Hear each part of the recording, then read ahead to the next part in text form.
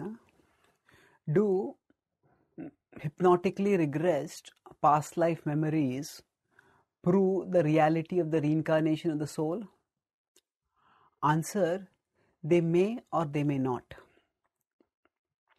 Hypnotic regression refers to the process by which a trained hypnotist takes a submissive subject backwards in time to, think about the time when you are 5, think about the time when you are 3, think about the time when you are 1, think about the time when you are newborn, now think about the time before that. And this way, the regression may be taken to before birth, to a previous life. And such hypnotic regression has been found to heal many people of psychological problems, that especially phobias that were not treatable by normal means.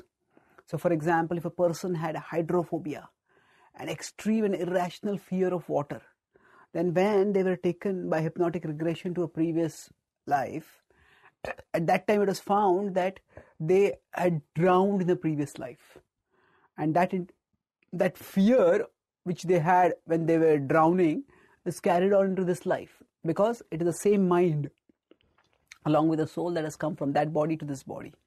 So now when in this life they see that actually that event is already over and now I'm in a different situation, I'm safe. So really recollecting what had happened in the past and distancing themselves from it now helps them to overcome that phobia. So while the healing of people through hypnotic regression into past lives is well documented, the healing itself does not necessarily mean that the people necessarily had gone, what the people recollected was actually their past life. Just like some people may be given sugar pills and they get cured, because that happens through what is called as placebo effect. The people feel they are being cured and they get cured. Similarly, the people's getting healed by visualizing that something had happened to them in a previous life could be a placebo effect at a psychological level, recollectional level.